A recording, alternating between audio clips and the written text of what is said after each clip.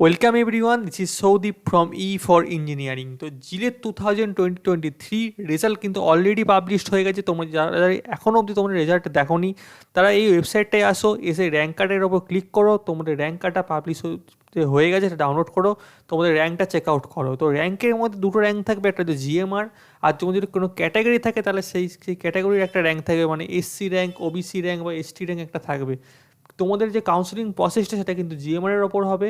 তো আজকে ভিডিওর টপিকটা হচ্ছে তোমাদের যে র্যাঙ্ক কার্ড পাবলিশ হলো এরপরে তোমাদের করণীয় কী আছে, তোমরা কী কী এখন দেখতে আরম্ভ করবে যতক্ষণে তোমাদের কাউন্সেলিং স্টার্ট হচ্ছে।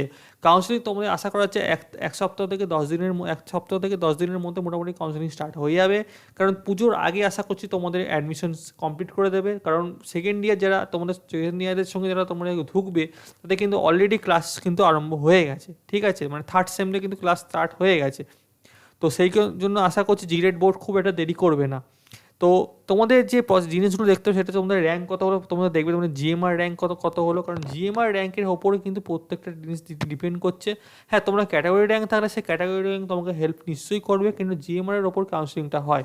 তো কাউন্সেলিং কীভাবে হয় সেটার ওপর যদি তোমরা ভিডিও চাও নিশ্চয়ই নিচে কমেন্ট করো, আমি আশা করছি একটা আলাদা ভিডিও দেবো তোমরা কাউন্সেলিং পুরো প্রসেসটার ওপরে। অলরেডি যদিও ভিডিও আছে আমার চ্যানেলে। তো এখানে তোমরা প্রথম ব্যাপারটা হচ্ছে তোমাদের যদি তোমরা না জেনে থাকো কোন কোন কলেজ এই তোমাদের জিলেটে পার্টিসিপেট করছে, সেই ক্ষেত্রে তোমাদের যে ডিটেলস অফ ইনস্টিটিউশন বলে একটা তোমাদের অপশান দিয়ে রেখেছে এখানে, এটা চলে যাবে।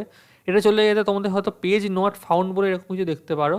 তো সেটা ভয় না পেয়ে ওপরে দেখো পার্টিসিপেশন ইনস্টিটিউশন বলে একটা অপশান পাচ্ছ, এটাই ক্লিক করবে।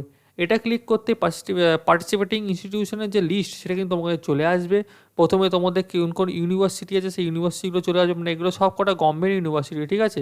সেটার ওয়েবসাইটের লিঙ্ক, তোমাদের ব্রিফ ইনফো, ঠিক আছে, তার এভি লিঙ্ক, মানে তার কিছু ভিডিও যদি থাকে সে ভিডিও লিঙ্ক সেটা কিন্তু সুন্দরভাবে এখানে দেওয়া আছে। তো তোমার প্রত্যেকটা যে ইউনিভার্সিটি আছে, তারপরে তোমাদের স্টেট গভর্নমেন্টের যে ইঞ্জিনিয়ারিং কলেজ, মানে গভর্নমেন্ট কলেজ কোন কোনগুলো আছে অনেকে তো জানোই না, সে গভর্নমেন্ট কলেজ 9টা গভর্নমেন্ট কলেজ, তাদের ওয়েবসাইট, তাদের যে কিছু কিছু ডিটেলস সেখানে কিন্তু দেওয়া আছে।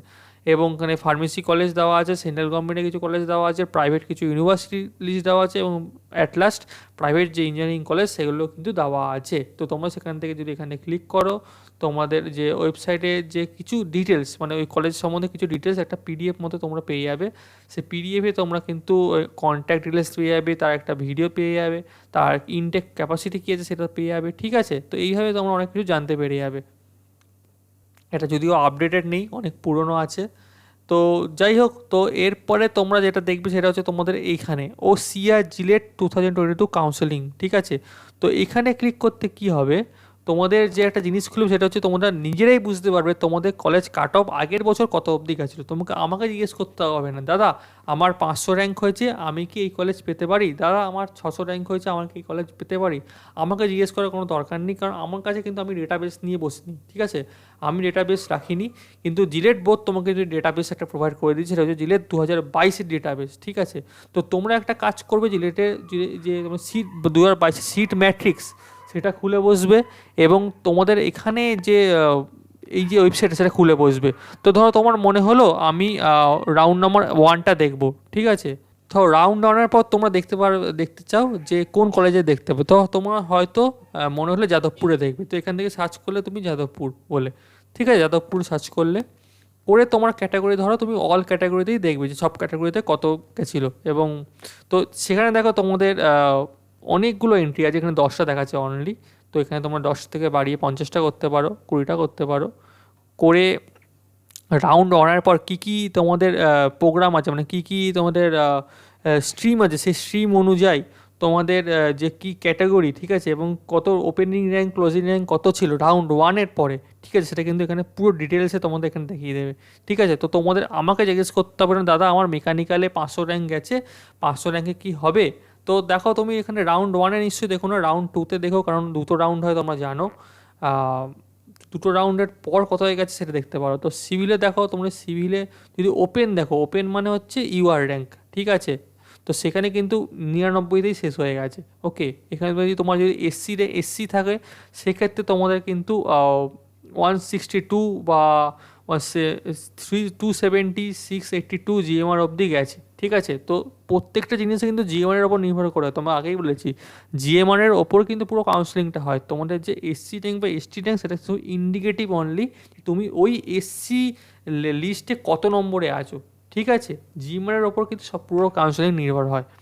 তো এইভাবে তুমি এখানে চেক আউট করতে পারবে আশা করি। চেক আউট করার পর কেন চেক আউট করতে বলছি, তোমাদের যখন কাউন্সেলিং আরম্ভ হবে, কাউন্সেলিংয়ের টাইম কিন্তু খুব বেশি থাকে না। তো তখন তোমরা কলেজ কীভাবে সাজাবে, কোন কলেজ দেবে, কোন ব্রাঞ্চ দেবে, কোন কলেজ দেবে, তারপরে তার কোন ব্রাঞ্চ দেবে, এইগুলো কিন্তু এখনই আস্তে আস্তে ডিসাইড করতে আরম্ভ করে দাও, ডায়েরিতে লিখতে আরম্ভ করে দাও, ঠিক আছে। কারণ তখন কিন্তু ডিসাইড করতে বসলে অনেক টাইম লেগে যেতে পারে। তাছাড়া তখন ফর্ম ফিল আপের ব্যাপার আছে, এই ডিটেলস দেবো, এই ডিটেলস দেবো, ডোমিসাইল বার করতে হবে, এই করতে হবে, তো অনেক ঝামেলা থাকে। তো এইগুলো তোমরা এখনই চেক আউট করতে আরম্ভ করে দাও। এরপরে কী করবে, তোমরা ডোমিসাইল সার্টিফিকেটটা এখনই রেডি করে রেখে দাও, ঠিক আছে। যারা তোমরা গভর্নমেন্ট এই মানে ওয়েস্ট বেঙ্গল ডোমিসাইল ক্যান্ডিডেট আছো, তারা ডোমিসাইল সার্টিফিকেট অলরেডি বার করে রেখে দাও, নাহলে কিন্তু খুব সমস্যা হবে, তাড়াহুড়ো পড়ে যাবে। এবং তোমাদের অত রেজাল্ট বা তোমাদের সার্টিফিকেট সেগুলো ঠিকঠাক করে রেডি করে রেখে দাও। এবং জানি যারা ফাইনাল ইয়ার আছো, তারা ফাইনাল ইয়ার রেজাল্টটা এখনও হয়তো হাতে পাওনি, খুব তাড়াতাড়ি হয়তো তোমরা হাতে পেয়ে যাবে, ঠিক আছে। তো এই ব্যাপার ছিল মোটামুটি ওভারঅল। তো বেস্ট অফ লাক, তোমরা আস্তে আস্তে রেডি করো। তোমাদের কোনো কোশ্চেন থাকলে আমার টেলিগ্রাম গ্রুপে জয়েন হও, সেখানে কোশ্চেন করতে পারো, কমেন্ট করতে পারো, আমি আশা করছি তোমাদের হেল্প হবে। তো all the very best for your future. তোমরা আস্তে আস্তে রেডি করো, নিশ্চয়ই তোমরা সবাই তোমাদের মনের মতো কলেজ, প্রাইভেট হোক গভর্নমেন্ট হোক, মনের মতো ব্রাঞ্চ অবশ্যই তোমরা পেয়ে যাবে, ঠিক আছে। তো আজকে ভিডিওটা এটুকুই ছিল। Thank you everyone, have a nice day.